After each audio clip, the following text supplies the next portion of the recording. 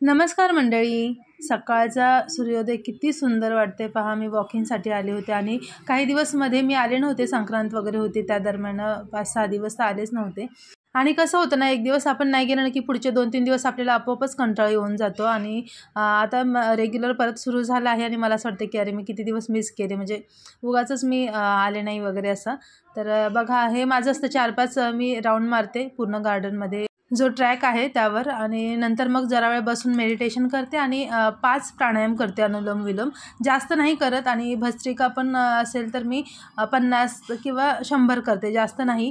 म्हणजे काही न करण्यापेक्षा थोडं केलं तरी ठीक आहे. इनफॅक्ट कुठलीही गोष्ट असो, न करण्यापेक्षा थोड्या प्रमाणात केली तर ते बेटरच आहे. आणि योगा पण मी असं करत नाही की 1 तासभर केला, अर्धा तास केला, असं नाही. 5-10 मिनिट मी घरातच करते. आता फक्त इतकंच केल्यामुळे वजन कमी होईल की नाही हे मी सांगू शकत नाही, पण हे नक्कीच सांगू शकते की तुम्ही फ्लेक्झिबल राहाल. तुम्हाला असं अवघडल्यासारखं म्हणजे जडजड होतं ना अंग, तसं तरी नाही वाटणार, याची गॅरंटी मी देऊ शकते. आणि त्यामुळे मी तेवढं करते आणि त्याच्याने दिवसाची छान सुरुवात होते. प्राणायाम पण तसंच आहे की तुम्ही खूप 100 करा, 200 करा असं काही लोक म्हणतात, पण तितकं करणं शक्य जरी नाही झालं ना तरी 5-10 आपण करूच शकतो. तर तितकं मी करते. आणि नंतर आले घरी. आता मी गावी गेले होते ना, तिथून येताना मी हरभऱ्याची भाजी आणली. हे बघा ना, ते साफ करत होते. ह्याचं कसं आहे ना, ते एकदम असं तोडून ठेवलं होतं, म्हणजे ते असं चोळून घेतात ना, तसं केलं नव्हतं. तर आता मी तेच करत इथे बसली होती. आणि हे बघा, इतक्या अशा काड्या निघाल्यात बघा. ते काढण्यात आता माझा बराच वेळ गेला. म्हटलं पटकन करूया, तर बघितलं तर हे असं म्हणजे चोळून घेतलेली नव्हती. तर आता हे केलं आणि इतक्या साऱ्या काड्या निघाल्या. जर हे असंच ठेवलं असतं ना तर ते शिजत नाही, चावलं जात नाही, असं दाताखाली येतं. मग हे इतकं करून घेतलंय. आता याची भाजी बनवते. आणि हे एवढं ठेवलंय. हे बघा, अशी होती भाजी, जस्ट शेंडे तोडून अशी होतं. तर हे नंतर करेन.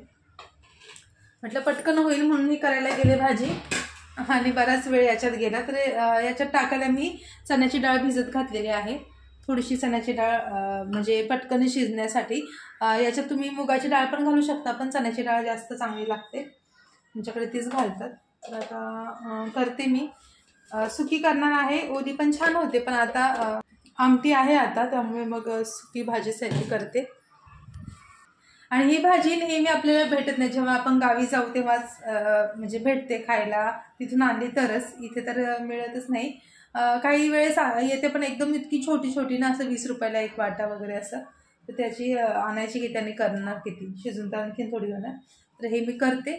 माहीतच असेल तुम्हाला. तर मला पण इतकं माहिती नाही, फक्त ओला असा पाण्याचा हात देऊन करणार आहे मी. आणि तिखट मीठ टाकायचं झालं.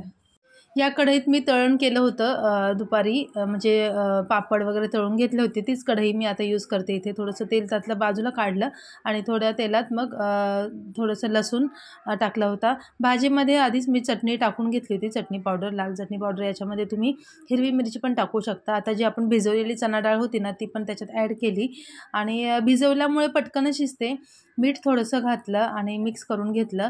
थोडासा आहे ना, आपल्याला याला पाण्याचा हात द्यावा लागतो, कारण मग ती कडक कडक होते अदरवाईज ती भाजी. तर त्यामुळे आता मी इथे थोडासा मिक्स केल्यानंतर आहे ना, पाण्याचा हात थोडासा देते. म्हणजे जास्त असं एकदम पाणी ओतायचं नाही आहे. तो हातावर घेऊन असं आपण शिंपडतो ना पाणी, त्याप्रमाणे करायचं आहे. कारण पाणी जास्त झालं तरी चालत नाही याला, एकदम मग ते चिकट होऊन जाईल. तर बघा, अशा प्रकारे थोडंसं पाणी मारलं असं थोडंसं, आणि थोडंसं मिक्स करून 1 मिनिट झाकून ठेवलेलं जरा. आणि आपली भाजी रेडी झाली. तर इतकी साधी आणि सोपी आणि तितकीच खायला टेस्टी भाजी ही होते. तुम्ही पण अशा पद्धतीने करत असाल तर मला नक्की कमेंट करून सांगा. आणि आता मस्त बाजरीची भाकरी आणि हरभऱ्याची भाजी असं आम्ही जेवण केलं. तर उद्या पुन्हा भेटूया आपण पुढच्या व्हिडिओमध्ये. Bye bye.